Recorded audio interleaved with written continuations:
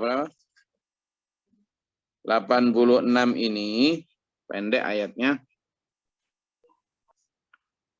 Kita ulaika yang dimaksud di situ, ya, ulaika yang dimaksud di situ itu adalah orang-orang yang sudah benar-benar memang bagaimana ya, mereka ini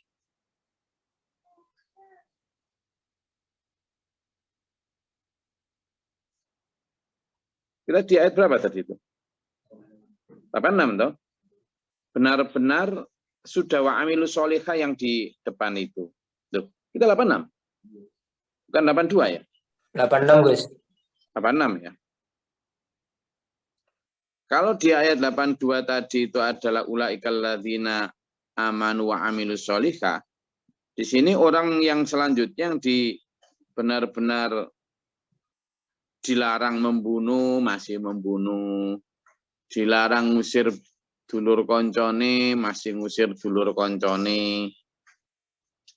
Bahkan diusir itu biar nanti juga kalau mau balik dapat tebusan. Cintanya sama duit itu loh, dinar dan dirham kalau masa lalu.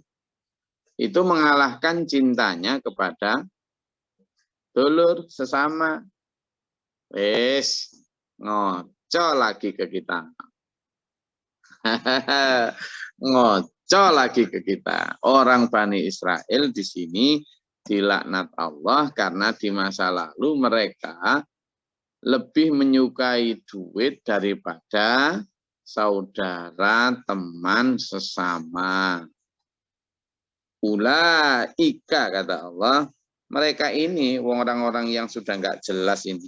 Ya karena alladzina ishtarau, mereka menjual belikan, menukarkan al-hayata dunia, kehidupan dunia, bil akhirah, ditukar dengan akhirat.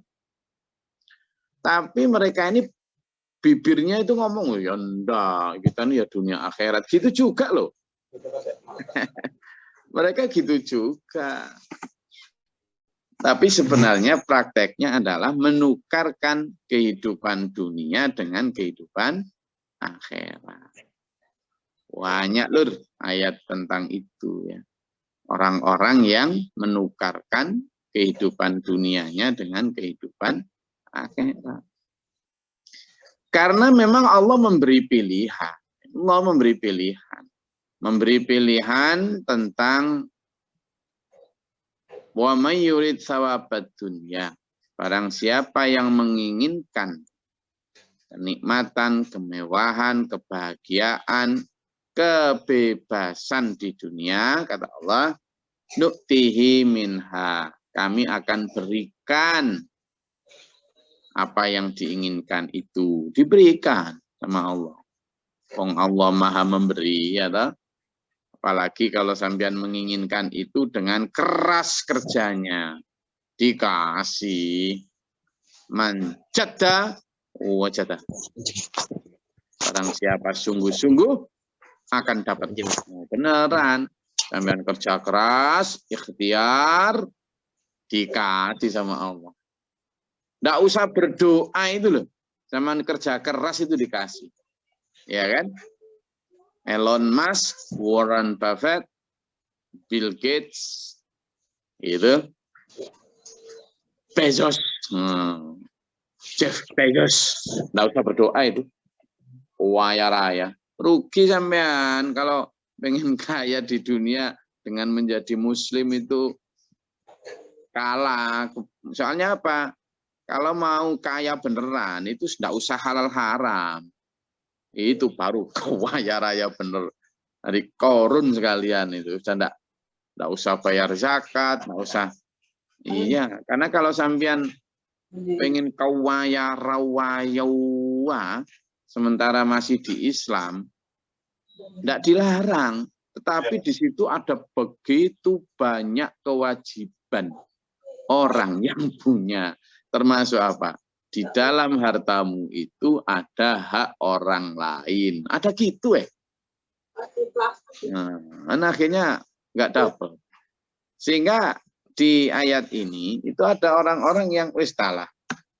Pokoknya aku pengen bebas, enak, nikmat sakarepku di dunia. Coba. Iya. Makanya ada satu nabi, ya. Nabi itu mengajarkan gini, wahai umatku, kamu panjang ya. Tegakkanlah timbangan. Nah, ya, mikyala wal mizan. Nah, jadi kalau kamu membuat timbangan itu dengan timbangan yang jangan dikurangi. Intinya apa? Pada saat itu Nabi mengajarkan ya untuk agar umatnya itu berdagang secara benar. Jangan menipu, jangan melakukan dumping misalnya, jangan melakukan pokoknya monopoli, oligopoli, oligarki itulah. Jangan. Hal-hal seperti itu sudah ada sejak dulu. Tetapi dia katakan, kamu mau ngatur-ngatur harta yang kami dapat sakarep saya sendiri. Kok malah katanya suruh bayar, suruh zakat, suruh apa-apaan kamu? Jadi begitu kan. Ya, mulai dari Nabi Soleh, Nabi Hud, itu. Jadi perdagangan itu sudah ada sejak dulu. Perdagangan tidak adil itu sudah ada. Minyak goreng, ujuk-ujuk hilang dari pasaran. Kan? Ujuk-ujuk hilang dari pasaran. Akhirnya semua orang nyari minyak goreng harganya tinggi. Nah, begitu harga tinggi, diluarkan, tuku semua. Siapa yang nimbun? Lah ya kayak gitu sudah ada sejak zaman Nabi Soleh, Nabi Hud itu sudah ada. Cara begitu itu sudah ada. Itu bukan kok terus kemudian konsep-konsep temuan orang modern. Enggak. Nah hal-hal kayak gini itu yang disebut ishtarow hayatad dunya bil akhirah. Tahu dia keliru dan ajaran agamanya juga enggak bolehin. Sejak zaman-zaman Nabi Soleh, Nabi Hud, Nabi Musa, Nabi Isa, sampai Rasulullah Muhammad SAW di Islam, dilarang kayak gitu. Tapi ya itu tadi, kecintaan terhadap dunia mengalahkan segalanya. Ini yang disebut di dalam ayat 86 ini.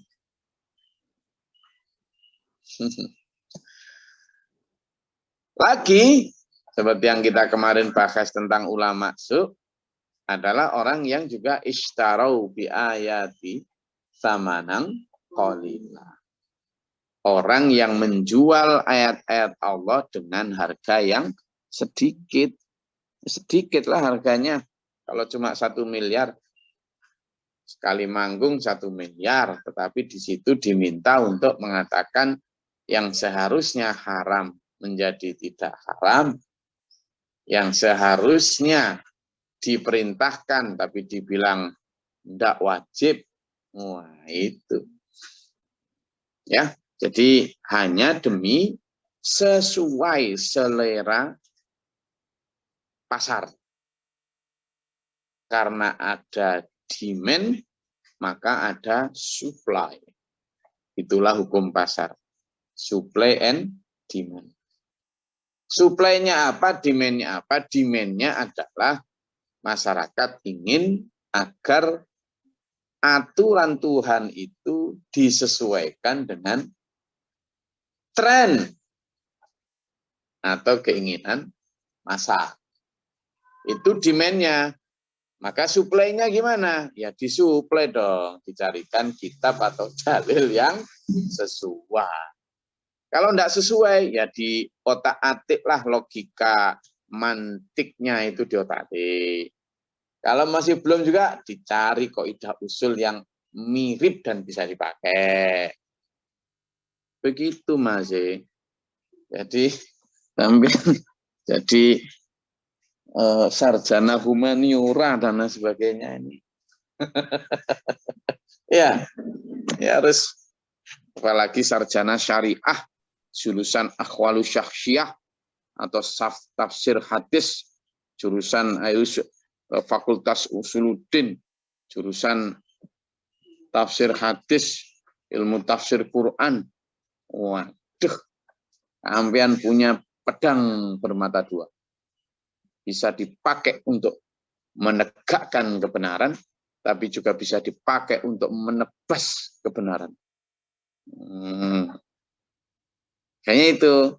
Jadi yang kita bahas sejak kemarin itu kan para rabi-rabi Yahudi, para pendeta-pendeta dari Nasrani yang di masa Nabi Muhammad SAW banyak ditemukan yang seperti itu.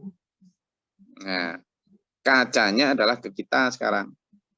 Kita sambil hujan rintik-rintik, ngantuk dengerin GG, tambah ngantuk. Ya enggak? Ya enggak nih? Saya nanti ngotot gini tinggal ngantuk. Saya ngomong sama siapa? Insya Allah. Kan?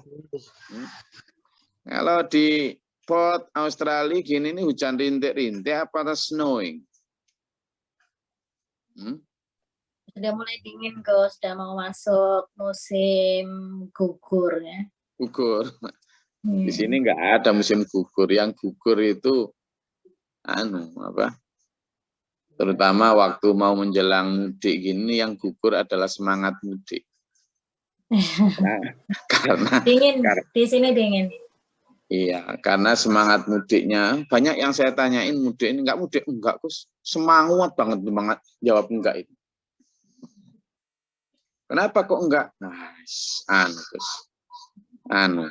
Padahal pandemi sudah lewat. Kalau dulu kan alasannya poster. Sekarang enggak ada poster. Alasannya apa?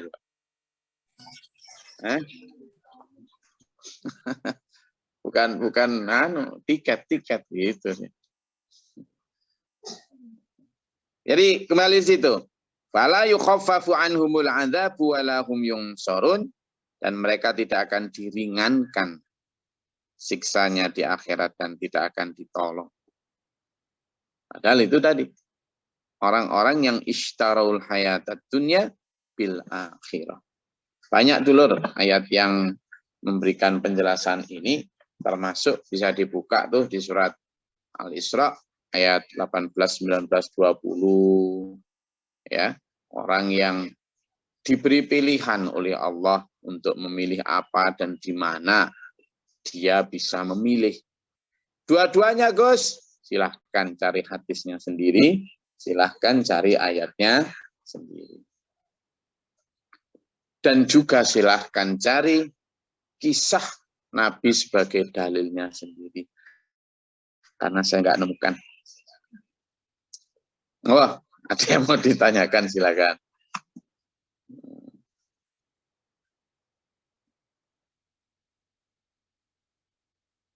Ya, kita ngobrol.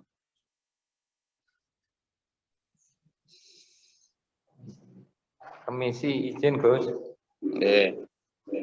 Nah, yang tanya kemarin itu Gus. Ngapunten, kalau kemarin nyelonong, belum kenalan. Saya itu jamaahnya Pak Ustadz Nur Aini dari Dampit, Malang. Masih baru Gus. Ngapunten, mboten saged perkenalan kemarin, soalnya belum tahu apa itu kaidah-kaidah untuk ini loh, masuk tata cara untuk Zoom itu, nyampaikan izinnya itu belum mengerti. Makasih Mbak Saiful. Nah, selamat datang di Perahu SPMA. Ini ada pertanyaan lagi ya Saiful dari Wonokoyo. Dia nulis gini nih di chat nih. Ngapunten Gus, izin bertanya, apakah dosa jika kita jualan makanan matang di waktu masih waktu puasa? Yang mana itu satu-satunya mata pencaharian. Mari kita diskusi. Ayo, saya pengen pendapat sampean. Masa saya terus yang jawab? Nanti kalau saya yang jawab, saya dosa, Ya kan bagi-bagi, masa saya terus yang berdosa. Ayo, siapa berani jawab? Lengkapi dengan dalilnya. Lengkapi dengan dasar hukumnya. Nah, tidak apa-apa, jangan takut salah. Namanya diskusi kok. Nanti saling membetulkan. Kalau diskusi di kita tidak boleh saling menyalahkan. Saling membetulkan. Artinya apa? Kalau salah, menurut saya kok betulnya gini, gitu. Kalau saling menyalahkan itu kan, itu salah itu. Nah, nggak enak. Kalimatnya yang dipakai adalah kalimat positif, jangan kalimat negatif. Jadi kalau ada orang keliru, itu kita senang dengan mengatakan, kayaknya kalau begini gimana? Itu. Jadi memberikan konsep yang bukan hanya untuk keliru itu, gini-gini, keliru itu. Nah, terus menurutmu gimana? Nggak tahu. Nah, ini namanya saling menyalahkan. Tapi kalau saling membetulkan, itu gitu. Menurut saya punya usul gini ya, dari pendapat tadi itu menurut saya nanti ditambahi gini gimana? Gitu. Ya, ini ada pertanyaan, Pak majukan, Ini adalah izin bertanya, apakah dosa jika kita jualan makanan matang di waktu puasa masih jalan ya. Jam 12 siang jualan es. Panas sampean jualan es. Ting ting ting ting ting ting keliling desa. Anak-anak kecil pada keluar semua, bawa gelas. Ayo, atau enggak begitu? Gimana? Silakan. Berpendapat. Enggak apa-apa, ayo. Izin, Gus. Permisi sebelumnya, mohon maaf. Kalau kita itu selaku umat imani, bahwa kalau bisa mencari pilihan itu cari pilihan dulu. Kalau toh itu memang sudah menjadi apa itu termasuk pengupot jiwa, justru boleh jadi itu kalau bagian itu metode keterangan itu, tapi saya nggak ingat dalilnya, itu saling jangan sampai semata di mata umum gitu. Jadi harus memiliki tips yang bagaimana supaya nggak diketahui halayak ramai gitu loh. Itu kalau memang satu-satunya pencarian dari salah satu umat yang tidak bisa mencari pilihan. Itu bagi saya, Gus. Terima kasih. Mohon maaf kalau ada salah gitu. Jadi Pak Majukan ini punya warung. Maka kalau mau jualan ya ditutup separuh lah. Intinya kan gitu. Biar nggak kelihatan dari luar kalau buka di dalamnya. Atau kayak ditutup gitu, terus ada yang lewat, kalau yang lewat itu biasanya nggak puasa, terus di switch, buka, gitu. Gitu kan intinya. Nah, itu jawaban Pak Majukan. Sekarang ada jawaban lain nggak? Loh, nggak apa-apa, jawaban lucu juga boleh. Nggak harus benar-benar, kita semua juga sedang mencari kebenaran. Ayo, siapa? Dan tidak boleh didiskusi dengan saya seperti ini. Syaratnya pertama tidak boleh ngotot. Kedua, tidak boleh merasa paling benar. Ketiga, harus menghargai pendapat orang lain. Keempat, harus membuka peluang bahwa ada kebenaran di luar kebenaran sampean. Ayo, itu diskusi orang dewasa. Enggak, siapa? Boleh urun rembuk, Gus. Siapa? Bu Rahma. Silakan, Bu Rahma. Oke, bismillah. Sebagaimana biasanya orang itu kan tidak selalu berpuasa di bulan Ramadan.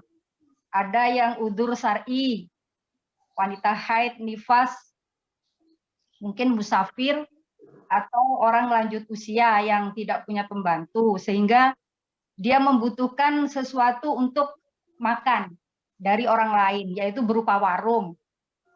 Jadi menurut saya, warung boleh dibuka asal ditutup.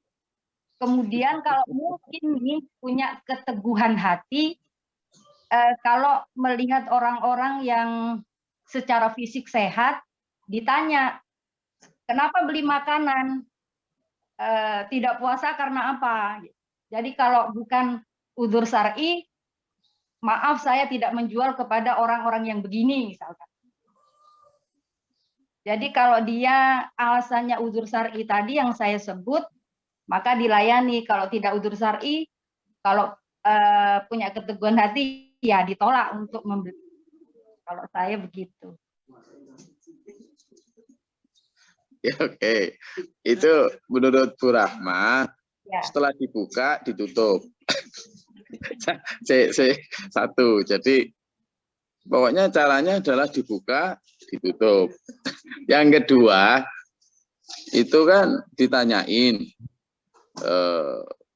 apakah dia punya udzur syar'i. Ada 3 udzur syar'i ya.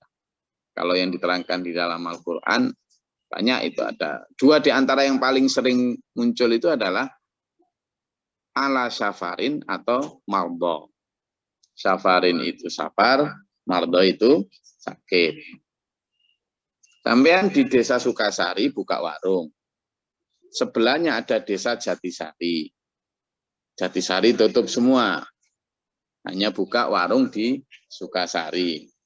Orang Jatisari tahu warung sampean buka. Maka dia ke sana. Sampean sebagai orang yang menegakkan aturan, dia kelihatan sehat, tanyain. Kenapa marung di sini? Saya musafir.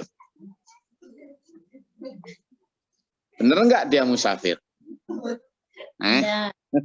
Bener. Loh, dia bener. Musafir artinya apa? Bepergian. Dia pergi dari Jatisari ke Sukasari. Orang bisa memperdebatkan itu, Budia, Bu Rahma. Orang bisa memperdebatkan itu. Bahkan para ulama sendiri pun yang disebut musafir itu bagaimana, itu loh beda pendapat. Ada yang didasarkan pada waktu, ada yang didasarkan pada jarak. Tapi ada yang didasarkan pokoknya dia keluar dari rumah, jalan-jalan. Maka dia bisa jadi musafir dengan dasar itu Quran. Apalagi ada si Pak Ijo. Itu kok Pak Ijo terus, Rek. Keluar dari rumahnya, dari desa Jatisari menuju desa Sukasari. Di situ masuk ke warungnya Bu Rahma. Tanya sama Pak Majukan, saya Pak Majukan. Kenapa kok ke sini? Sakit saya. Apa sakit? Pokoknya saya sakit. Dia nggak salah, dia sakit panu. Loh, sakit nggak dia? Sakit. Di Quran juga tidak diterangkan itu. Hanya mardo. Tidak diterangkan mardo yang berat, syadid. Enggak. Tidak diterangkan juga mardo yang gimana. Orang kalau mau mempermainkan, ya seperti kemarin misalnya kewajiban zakat untuk emas, itu kan haul setahun. Kalau tidak dipakai maka wajib 2,5%. Ternyata begitu 362 hari, kan belum setahun dipakai. Enggak jadi kena. Nah, sehingga bagaimana menghadapi yang begitu? Karena kita tidak boleh gitu. Iya, dalilnya mana? Dasarnya mana? Karena dia pakai dasar juga. Bahkan orang yang jauh lebih pintar dari GG dan sampean dalam hal tafsir bagaimana musafir, bagaimana mardo, itu loh berbeda pendapat, padahal mereka juga sudah ahli banget, tidak bersepakat. Nah, kalau mereka ini si Pak Ijo atau Pardi ini misalnya mengambil pendapat yang safar itu adalah asalkan keluar dari rumah, kita mau apa? Kan gitu. Nah, coba ada yang pendapat lain. Kalau tadi Pak Majukan dibuka, tapi dibuka sedikit. Ayo. Kalau menurut saya, Gus, boleh aja orang jualan makanan dalam bulan puasa, karena kan setiap orang yang datang bukan selalu orang Islam. Ya. Orang Islam pun juga punya reason sendiri ya untuk tidak berpuasa. Ya. Gitu. Dan itu nanti kan juga ditanggung jawabin masing-masing. Ya. Kalaupun dia tidak berpuasa secara syar'i gitu. Dan yang tidak boleh tuh yang ngajak orang puasa makan, yang nggak boleh. Nah, ini jawabannya juga Budia karena berada di Australia, terbiasa di lingkungan yang mayoritas Muslim. Kalau Budia di Desa Turi, semua Muslim, semua puasa, sampean buka makanan, es yang kelihatan seger begitu, jam 12 siang. Jadi, yang pertama. Yang kedua, kata Budia, yang dilarang adalah yang mengajak makan di bulan puasa. Mempertontonkan tabung es yang penuh embun itu dalam tanda kutip mengajak. Ayo. Loh, jadi itu nanti ada ya. Saya ini orang syariah ya. Artinya tafsir-tafsir seperti itu sangat terbuka ada, apalagi orang-orang sekarang ini kan suka menafsirkan ayat berdasarkan keinginannya.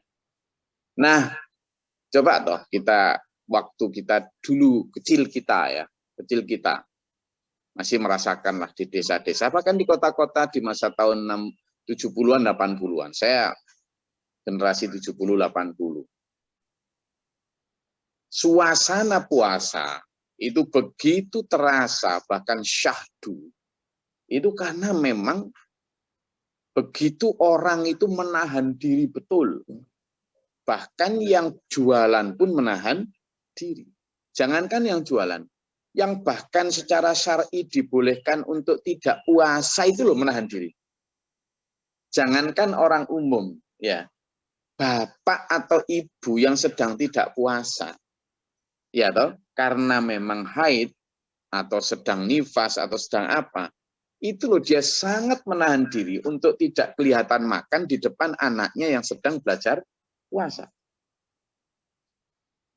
Begitu. Karena memang konsep puasa itu menahan diri tadi. Nah, apalagi jualan. Zaman dulu itu banyak razia yang dilakukan oleh orang untuk merazia warung-warung yang buka. Nah, apakah sebenarnya buka itu boleh enggak sih? Apalagi itu adalah satu-satunya mata pencaharian. Sehingga yang perlu kita jawab sekarang ini adalah, kalau itu satu-satunya mata pencaharian, dibenturkan dengan makruhnya membuka warung pada saat puasa, itu gimana solusinya? Itu. Karena kalau memperdebatkan tentang boleh dan tidaknya itu, itu tidak akan ada habisnya. Tidak akan ada habisnya. Saya juga punya dalil pembolehan itu. Tapi saya juga punya dalil yang jelas-jelas melarang itu. Nah, itu. Jadi diteguhkan aja keyakinannya Bapak tadi bahwa Allah itu mencukupkan kalau dia teguh menjalankan apa yang Allah larang. Nah, masalahnya Bu Rahma, Bapak itu tadi itu banyak. Maksudnya Bapak yang penjual makanan itu, Nah, iya. Gus, bahwa kalau dia tidak menjual pada bulan Ramadan pun, insya Allah, Allah akan cukupkan bagi dia dan keluarganya. Nah, Bapak itu tadi, yang jualan itu tadi, banyak. Bapak-bapak cilok. Bapak-bapak itu banyak. Gimana meneguhkan mereka ini? Gitu. Bapak-bapak cilok. Bapak-bapak yang menggantungkan diri dari es puter. Ning nong, itu banyak itu.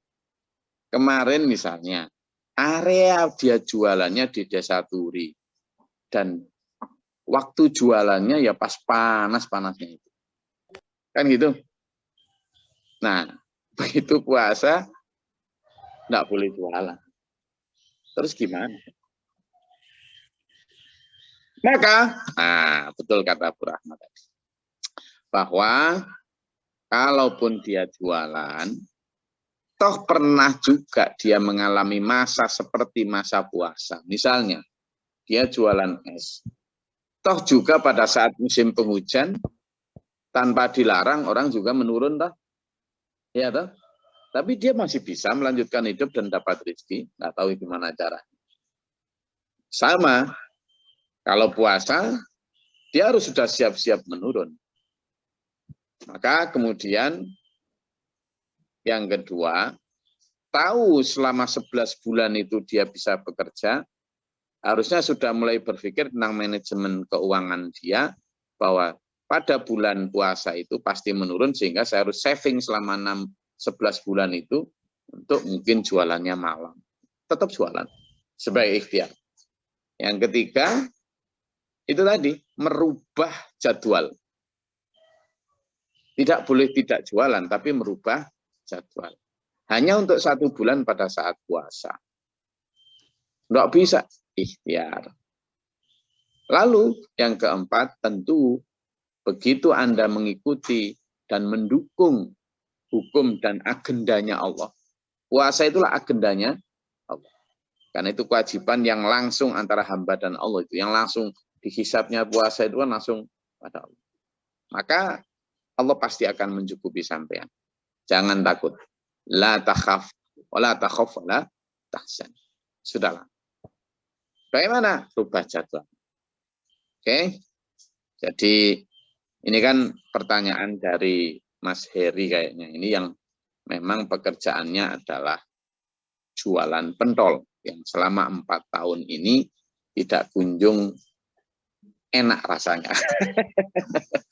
Sekarang apa sudah enak, Mas Heri? Nah, nanti dengan sambung. Sudah enak, Mas Heri? Mana ini? Mana orangnya ini? Coba toh, ini biar kenalan ini. Wajahnya. Nah, ini loh wajah dari penanya yang sedang nanya, bingung karena dilarang jualan pentol di pagi hari. Kata Budia, enggak dilarang lah Mas Heri. Kan di Malang juga enggak semuanya muslim.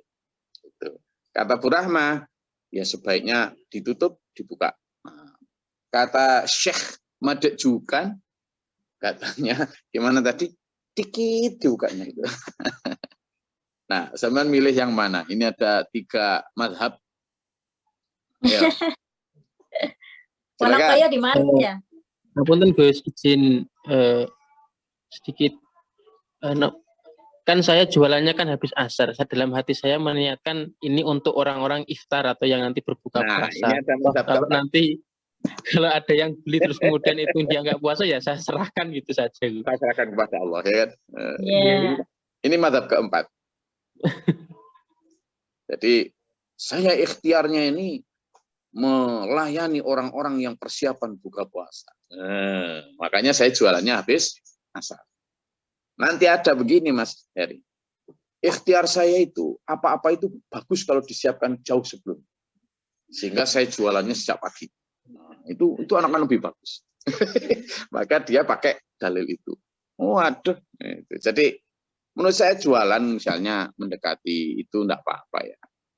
Zaman mendekati buka puasa, sore gitu jualan. Percayalah, segitu insya Allah ada. Buka warung juga begitu, sebagai jalan tengah atau sebagai tarjihnya ya.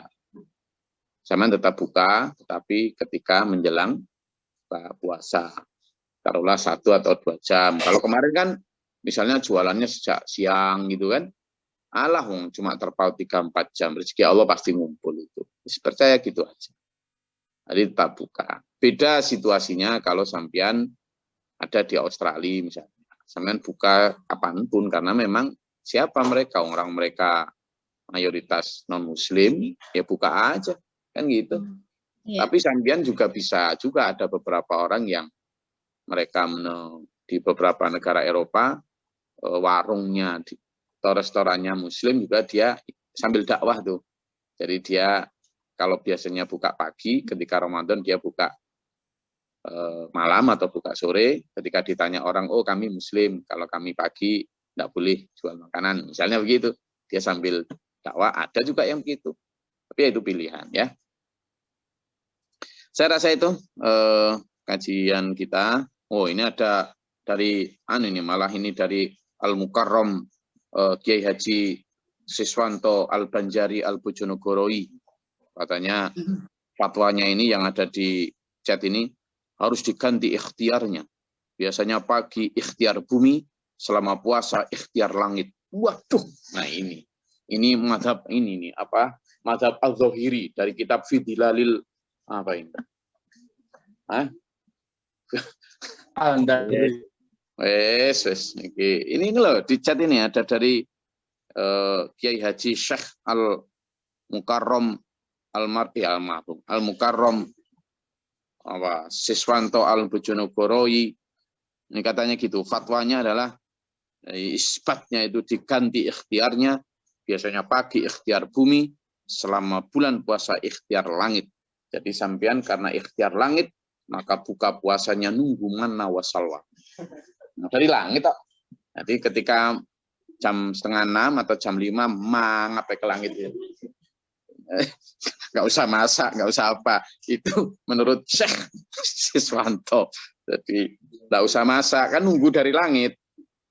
Apa begitu, Bro? Wah, guys, malah nggak karu-karuan ini. Jualan pentol di langit gimana caranya?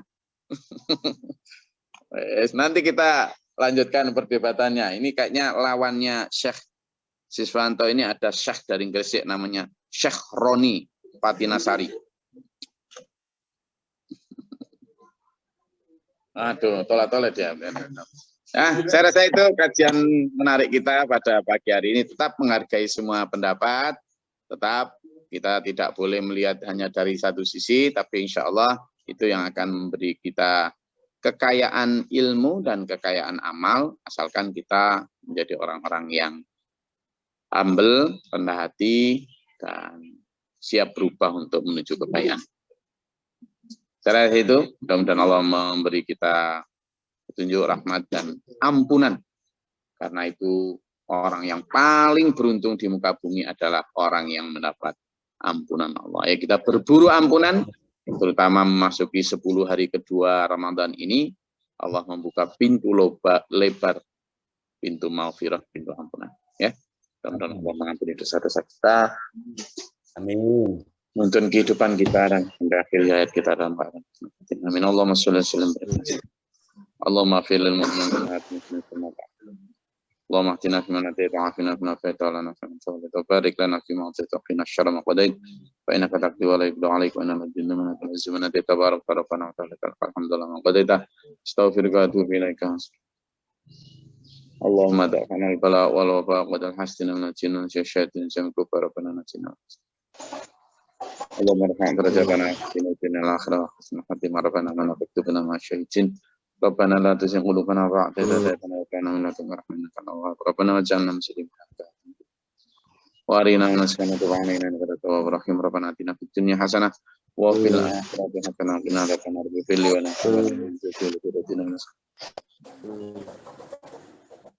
Subhana rabbana taqabbal du'a. Subhana rabbika rabbil izzati amma yasifun. Salamun alhamdulillah. Alhamdulillah Alamin. Wassalamualaikum warahmatullahi wabarakatuh. Waalaikumsalam. Thank you, Gus.